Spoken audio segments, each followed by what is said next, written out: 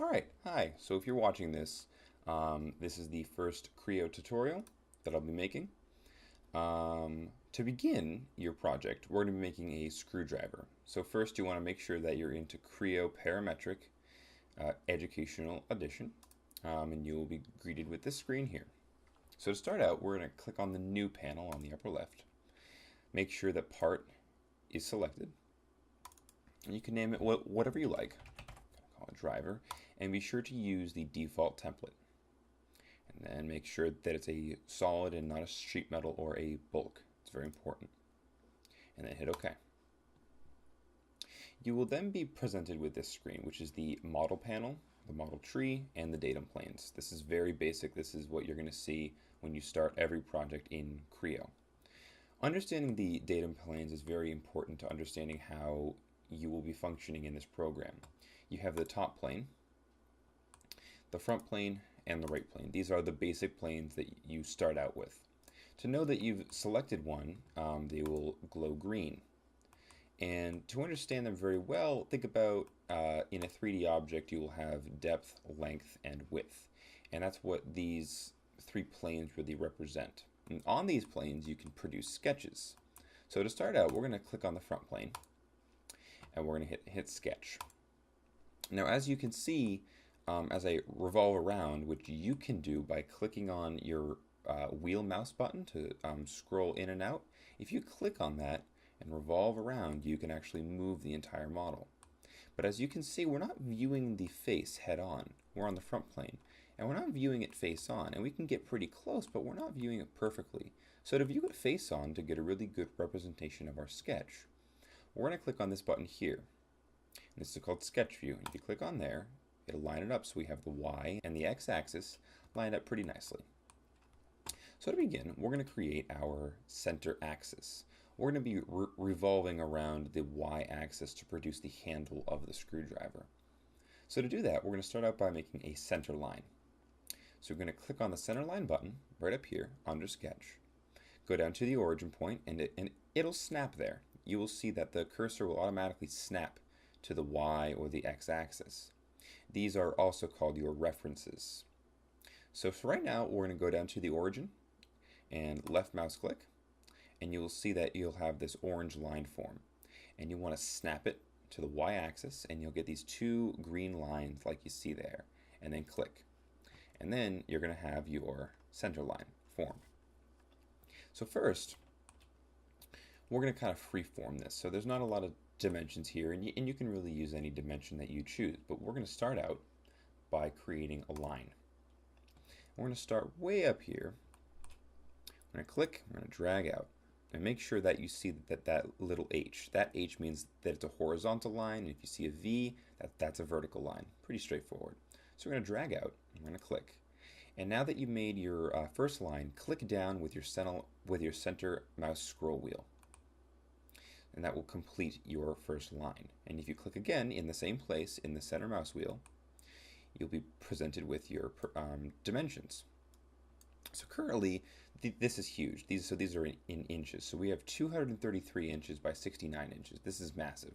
So we want to go way smaller. So to start out, we're going to change this. So by double clicking on this number here, we can click and type in 0.5. And that'll be 0.5 inches. Now obviously this is an extremely skewed perspective. So what we want to do is go from 0.5 this way, and then on this one do 2. So now our line is 0.5 inches wide, and it is 2 inches from the x-axis. And this is a good place to start.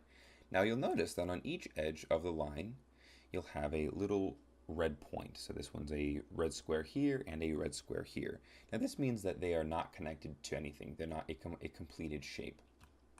So to continue, we're going to click on the line button again and snapping to that point there. We're going to drag down slightly, just a little bit, and we'll put it, and if you double click, we'll do 0.12. There you go. So that looks pretty good. Next, we're going to use something called the spline tool. If you go up here and click on the spline tool, you can click right there, bring your line down, click on a point, oh, just about there, click and drag until you have a curve that you like. And I like this right about here. Now it doesn't need to be perfect, but pretty close. And then click, and then the curve, as you can see, wants to continue with you. So to finish off your curve, do the center mouse wheel. And you click down on that, and that will finish the curve. Now we're going to continue. We're going to click on the line button up here. From the end of the curve, drag down, not quite all the way down to the x-axis, and then click. And then we're going to go just, you can zoom in a little bit by wheeling the mouse, scroll wheel down. And we're not going to go straight down. We're not going to go horizontal. We're going to go somewhere in between. We'll go right about there. And we're going to drag all the way over until it snaps to the origin. I'm going to zoom out a little bit, and then I'm going to bring the mouse all the way up, and then click finally where we started. Now, once you're finished, it'll try to continue making more lines. To avoid that and finish your entire sketch, click the middle mouse wheel. And then one more time on the middle mouse wheel, and you will see that your sketch is now filled with an orange tint. That means that you now have a completed sketch that is enclosed. We call this a loop. One loop means that you can extrude this into a solid form. So now, this is pretty good. This is a good cross-section of what our screwdriver is going to look like. So now we can go up and hit OK with a big check mark. Now this means that we're finished with our sketch. We hit OK. And now we have something that looks pretty good. Now you might be saying this looks nothing like a screwdriver, and you'd be right. So now what we're going to do is we're going to revolve this feature around the y-axis. So to do that, if you're not currently selected the sketch, you can come over here to the model tree and click on Sketch 1. And you'll know that you have it selected when it turns green. Come up here to the Revolve button and click on it, and it'll automatically revolve around the y-axis. And if it doesn't, you're going to go under Placement. And you're going to, when you click on the Axis button, you can come down here and click on the y-axis. Now once the entire object is orange, you know that you have a completed solid shape. So we're going to come up here and click on the check mark, and then this is what we have. It looks pretty good so far. But as we all know, a screwdriver has some ridges so that we can grab it really tightly. So the next step is going to be to create ridges that run along each side of the screwdriver. So for this part, we're going to come down here and revolving with your center mouse wheel, we're going to come down here and we're going to click on the bottom. And when you click once, it'll select the whole thing, but then click one more time and it will select the bottom plane. So now once you have that selected, come up here to the sketch button, and you'll know that you have it selected when it turns green. Come up here to the sketch button and click there. To view your sketch plane head on, click on to the sketch view. So now we're viewing the bottom face on. So now you will see that there's a blue dotted line right along here. Now this is your first reference. To add more references, come up here to the References button. Click on there. And now you can select almost any feature in the entire sketch or model and use that as a reference to click on. So I'm going to use both the X and the Y axis as a reference, as well as this circle here and this circle here. So now that we have all of the references that we're looking for, we're going to click on the Close button. Alright, so now we're going to go into construction mode. The construction mode creates lines or different features like the line or the rectangle, circle, what have you, out of all these sketch features, and it makes them not really real, but more so just to help you out along the way. And you'll see what I mean in just a minute. So what I'm going to do is I'm going to go to the construction mode. Now I'm going to move my cursor down to the origin.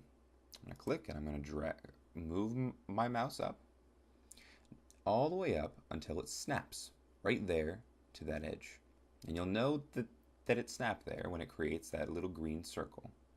Then you want to click, and now you will have a completed construction mode line.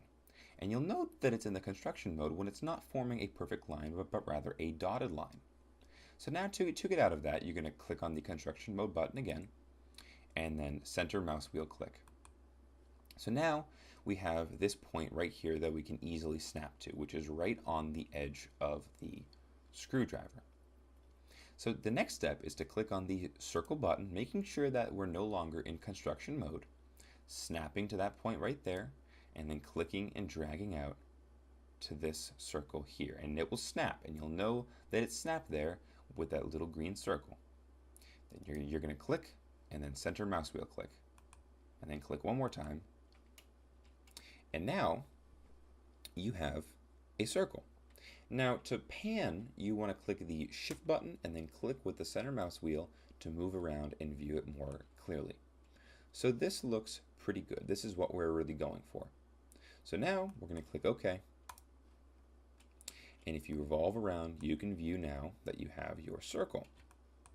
So the next step is to extrude this circle. So making sure that you have your new sketch circle selected, which should be sketch 2. You're going to click extrude. So now it may be going in the wrong direction. So you can click on this little white square and drag it in the right direction towards the front of the screwdriver. And then, instead of making a solid shape, you're going to click on this button right up here to cut away from the screwdriver to create your divot. And you will see the changes that you made that are marked in orange. Make sure that you've dragged up far enough that it's exceeded the limits of the screwdriver so that you're cutting all the way through. Once you've gotten to this step, you're going to click on the check mark. So now you have one ridge, but you want more than one going all the way around. So your next step under the model tree is click on extrude 1, and you'll know that you've selected it when it turns green. Next, click on the pattern button right up here. Come over to dimension, click on it, and select axis. At this point, you're going to want to zoom in and make sure that you click on the Y axis, which will light up because this is our center line that we made earlier. Click on there, and then you'll see that it automatically creates 4 other points. These are the points where it's going to make that same lengthwise extrusion all the way around the whole thing. And you'll see what I mean in just a moment. The next step is you're going to come up here, you're going to double click, and you're going to select that and change that to, we'll say 8. And then come on over here. And to evenly distribute the new extrusions, you're going to type in 360 divided by 8, and you're going to hit enter. So now you're going to have each one at 45 degrees. When you hit the check mark now, you will see that that original extrusion that we made earlier is now repeated a total of 8 times around the edges of the screwdriver. So now, as you can see, the handle is finished. Now we're going to go on to the actual screwdriver part, the actual metal rod. So we're going to start out by clicking on the top of the screwdriver handle. So you're going to click here, and the whole thing will be selected, and then click right on the top. And it should look like that, and you'll know that you've selected it when it turns green. Go up to the sketch button and click there. View it face on by clicking on the sketch view button. Now, you should have a point already created as a reference, but just in case you don't, come over to the references button and click on your y-axis, and then click close. So now, when you click on the circle button right here, it should snap right to the origin. Click with your left mouse button and then move your mouse out and then click. And then center mouse click, and it will greet you with this. And you know that you have a whole loop when it turns orange. Double click on whatever number you have here, and then type in 0.33. Okay? Now that you have a completed circle, you're going to click on the OK button. So now you have this sketch that is placed right onto the top of the screwdriver handle. So your next step is to making sure that you have your sketch 3 selected under either the model tree or right on the actual sketch. You're going to hit extrude. And you can zoom out a bit, and then you can click and drag out until you have a distance that you think is good. And I think that, we'll say 3 inches is probably pretty good. That's a little long, but you could even do 3.5 inches. You can really do whatever you feel is best. So I think that 3.5 is going to be just fine. You can then click the check button. So now you have the stem of the screwdriver. So the next step is to actually make the head of the screwdriver. And for this case, we're going to make it a flat head. So for this step, we're going to select the right plane. With it selected under the model tree, click Sketch, and then the Sketch View button. Now that you're viewing it head on, you're going to want to zoom in to the top of the main bar, go under References, and click on that top line. And it should create a dashed blue line that cuts right across the very top. Making sure that you're zoomed in, you can now hit close. And then the point of a flathead is that it comes up on each side equally. So to do this easily, we're going to start out by making a center line, starting from the origin right here. And then you're going to come down and make sure that you have those two green lines to make sure that you're right in line with the y-axis. And then you're going to click. So the next step now is create a line. Well, actually first, you're going to want to make two more references, which is going to be the left and the right side of the bar, and making sure that you click on the reference button first, and then hit close. So now your cursor, once you've clicked line, will snap right onto those references here and here. So getting a good feel for how long this stem is, we're going to go ahead and make the actual Phillips head start about here, and you're going to drag it up diagonally to about there, making sure that it does not snap to the origin point there. Make it off just slightly. So we'll make it be right about there. And as you can see, it's going from this edge here all the way up and not quite touching here, but just off. And then you can center mouse click to see your new line. The next step is going to be to click the line button and connect it from the end of your new line to the center of the y-axis. Next, you're going to make sure that you're in the selection button, click on your first line, hold Control, and then click on your second line. Then come over here to the mirror button, and then click on your center line, and it will mirror your first two lines right across the y-axis. The next step is rather freeform, so you can click on the line button starting from the beginning of your first line and simply go around the entire sketch, finishing off with the end of your final line, and then center mouse click once and twice. And now you will see that we've created this whole shape, and you'll know that it's a finished loop once you've seen that it's highlighted in orange. Next step is hit OK. And now we're going to click Extrude. Now, as you can see, the extrusion is only going one way or another. So to make sure that it's going in both directions, we're going to go up here, click on this down arrow, and select the second option here. This will make the extrusion go in two equal directions. The next step is to click on this button right up here to remove mass. Next, we're going to hit the check mark, and as you can see, we now have a completed Phillips head. Now you may be thinking to yourself, well, maybe I want this pitch to be a little more. Well, that's okay, and when we can change that. The beautiful thing about Creo is that we can edit on the fly. So in this case, the sketch that determines the pitch was sketch 4, which, once we made the extrusion, hid itself.